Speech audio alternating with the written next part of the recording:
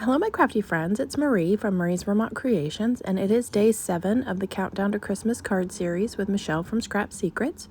And I'm showing you the products that I'm using for today, which is waffle flowers, Postage Collage stamp die, and the stencil set for Christmas. Also, this little stamp set that is like cancellation marks and things like that, because that is our theme for today, was postage stamp. So I am going to work on using the stencils, and I used a ton of Distress Oxide inks. I did leave the entire process in. I would say this card took me probably about 40 minutes to make. Of course, I have never used it before, had never used this stencil set or the die. I'd been saving it for this project. I should have probably done a little trial run with it, but it worked out just fine. I did have to adjust and shift the stencil because I had it a little bit crooked, I think, in certain sections. So the deer in the left-hand corner tended to get a little bit off. So I do have to adjust it for that. But while I'm working on that, and I will list the colors that I used in the more information section, because honestly, as you see, that is that huge pile in front of me. So there are a ton of different colors that I did choose to use. So while I'm working through the stenciling, I just thought I'd talk to you a little bit about the series. So like I said, I'm joining Michele from Scrap Secrets, and I will have her channel linked down below, along with the playlist for 2023 and 2024, because we have been doing this for 3 years. And at the very end of this video, I will have the playlist for this current year in the end screen at the end of this video. So I hope you will check out Michele's channel to see what she created. I haven't seen it, so I have no idea what she has worked on. I did enjoy this. I thought it was a lot of fun. I will be using it again. If you wanted to make an even quicker card, you could use just mini little stamps and fill in the postage. You can leave this all together as one background, or you could cut it apart to make them individual stamps if you wanted to just have one on your project.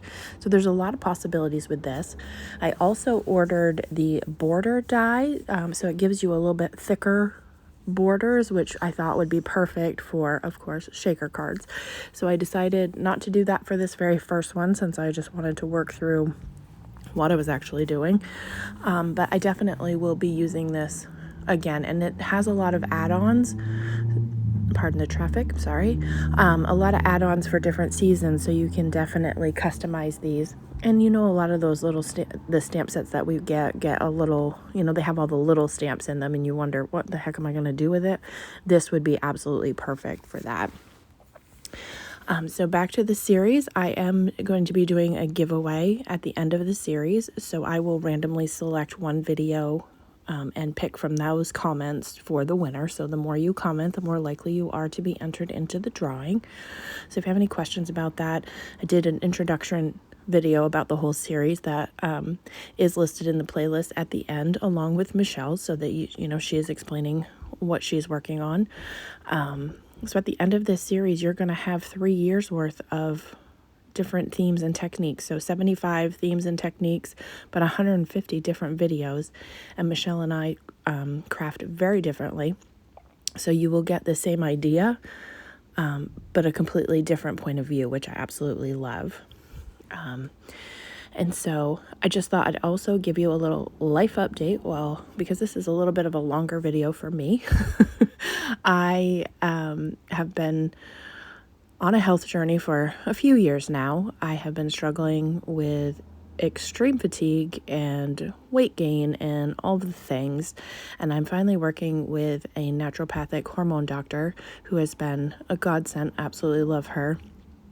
And I recently reached out to her to ask her if it was possible that I may have Hashimoto's disease, which is a autoimmune disorder that attacks your thyroid, because I have a lot of the symptoms and whatnot. So she did test my antibodies recently, which are high. So I see her in the next couple of weeks to see if that is truly what that means. But what they recommend for it is reduce your stress, go gluten-free for your diet, dairy-free, which I do when I'm normally behaving, try to do less gluten, but I've realized that there is gluten in so many things. My French fries that I enjoy to eat, which I ate the entire time I thought I was being gluten-free, definitely not gluten-free. So if any of my followers happen to be following a gluten-free diet and you have a favorite snack or recipe or anything that you'd want to share, I would absolutely appreciate it, because this is quite a change. I didn't realize how much gluten is everywhere. So that is what I'm working on right now with my medical provider. So hopefully I'll see some improvement in how I feel. Also, as I'm doing all of this ink blending, I have been using just some of the thick Post-it, is it Post-it tape? It's from 3M. I absolutely love this stuff. It's not too sticky. I was going to use the blue tape, the painter's tape, but I thought, my luck, I'll tear something. So I went with this, which is a little bit gentler, and it's very easy to move about. And my grip mat is from Waffle Flower. That's what's holding my piece of paper and my stencil. But in order to block off so I didn't do any random ink blending where it didn't belong, that's what I'm using. And on the deer, there's a hole for I don't know if it's supposed to be a cheek, what it's supposed to be. Well, I accidentally did that all in blue when I was doing this background, and now I'm like, oh, what am I supposed to do here? So I try to cover it up with brown. I try to, and then I just decided, you know what, I'm going to make it red. If it's supposed to be a cheek, great. If not, I don't know. So that one, I'm not really sure what it's about. When I do it again, I think I'm just going to skip that section altogether. And also when I did the poinsettia in the upper left-hand corner, I had done them in green when they should have been red. So I did take a hot minute to realize that, wait a minute, the leaves I've already done. These are actually the leaves of the flower, so I had to make them red, which it worked out because the green and the red just made it a darker red, so it looks like I'd used two different colors when in fact I'd only used one. And I did that in a few areas on this card where I used, like for the trees in the middle, that top middle section, I used Rustic Wilderness just with a light hand in the first round, and then when I did the second stenciling section, I just did a heavier hand with the Rustic Wilderness, so it gave a look of having two different colors when I in fact just used one. I think this would also be good to use your paste with. So if you had, like, instead of using white ink like I will for the snow in the tree section, I think I would do that with a white glitter paste, because I think that would be really fun. Of course, you'd have to be patient and let that dry before you moved on to your next stencil. But I think that would be nice to add some texture and different things if you use some paste in different areas, especially glitter paste, because, Christmas colors, in my opinion, need to be shimmery and shiny. So I'm just continuing to do the ink blending, and these are quite easy to use. They have etching at the very top that tells you where they're from, what thing it is, and the number. So they're numbered 1 through 4, so you know how you're supposed to use them. They do have etched lines in them to show you where the postage marks are.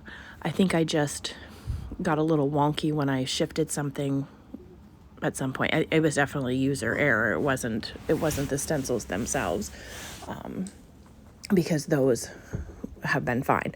They were really, like I said, very easy to use, because I pulled this out of the package and went, okay, let's figure this out. And I didn't have any problems. Just like I said, I had, for some reason, gotten off a little bit on that deer. So I just had a thought and I completely forgot what it was I was going to say. So I'm just peeking, because this is about where I realized I don't have everything lined up as nicely as I'd like it to be. So I just wanted to make sure I wasn't screwing anything up any further. When I did this trunk of this tree, it was off a little bit, but I opted to leave it because I thought if I adjusted it and fixed what I had done, the trunk would have been really wide. So I opted to not do that. So right now is where I would say use the paste, because right now I'm just using my white ink directly to the stencil, because I was too lazy to find my my dauber that I have that's specifically for white, but I would use paste, I think, if I was to do this again, because I think that would give it a really nice touch. And then just adding in the red from the rest of my poinsettia leaves. And there were some sections where I really debated on color, and so I just went with it and made it work. You could do a whole host of color combinations. You don't have to go with traditional colors. You could do this in a monochromatic theme if you wanted. And I did use a cream colored cardstock instead of white. I was going to use like a paper bag color. I can't think of what the name of that is right now. Isn't that awful? But I didn't have any. I need to order some because I definitely do enjoy having that, because your ink blending does look a little bit different. Craft, that's the name, on craft cardstock. So I was going for that look, but went with the cream because that's what I could find in my stash. But you could definitely do it on white. You could do it on color cardstock. Yeah, the possibilities are really endless with this stamp set. So I really want to make a shaker card with it to see how that other die works. Also, with the postage die, you do get little shapes that have the piercing around it. So there's like a circle, a triangle, a square. There's all sorts of little other dies that are in that same set as well. So you could just use those and put those in your shapes. So another stencil that I bought were the blocks. So if I wanted to stencil each background a solid color, you could do that. That would be cool for a rainbow card. Thoughts as I'm thinking about what I purchased. So you could do the rainbow and then stamp your images in there. Or if you had a college graduation or a high school graduation and you wanted specific school colors, you could definitely do that. These would make great birthday cards. So like I said, they have a lot of add-ons and different things, but I bet you have a lot of things in your stash that would absolutely work and fit into these little postage sections. If you mask them off, you could definitely make most anything work. Have you used these before? I know it was Michele and Tara that convinced me to order them, so I know they have them. So, but I think it's a really cool concept, and I've seen Amy R. do a ton of videos with these. I'm pretty sure she has a whole playlist on the postage stamp sets, so you could definitely check that out for even further inspiration. So, and now I'm just adding in some of the final areas of ink blending, like the yellow for the star, and the final touches like the little it even has a little stencil for the windows on the house. So the trees have little baubles, which I did in red. So as you can see, my desk is an absolute mess right now, just because I think every ink blender I have. That was the other thing I wished I'd had. I don't own like the little shader brushes, because that would have made this process even a little bit easier if I'd had smaller blending brushes, but I just have these big ones, which were from Rabbit Hole Designs. So I should invest in some smaller blending brushes, because that lets you get into those tiny places without even having to worry about masking them off. So that would make the process even quicker without having to move all this tape around. So if you have those, so there is my final reveal. It's fun to take that off and see all of the work that you've done, because you're not really sure as you're doing it. Like that blue section, I was like, not sure how this is going to turn out, because I just went with all different shades of blue for that particular section. And so now I'm just taking my stamp block, and I am going to stamp some cancellation marks and different things from this stamp set. And I did that over the deer in the section that I didn't really care for. So that was one way to mask some of the areas that I did not enjoy for that particular section. So that's another trick you could do. If there's an area that didn't come out so great, you don't have to trash the whole thing. You can just add a stamp over it and look like it was cleared by the post office, and you don't have to worry about it. So one that I just stamped said hugs inside. The other one says forever, and then I added a 30 cents. And then I at the very end decided to add one of the circles that says hugs inside as well, but I did it kind of off the page right here in this left-hand corner. And then I am going to adhere that to a piece of gold cardstock. It's a foil cardstock that I have cut down to the A2, my goodness, an A2 size card panel so that I can cover the entire back, because I did use a white card base and I didn't want the white and the cream to clash. So I wanted to make sure that I had the full background covered.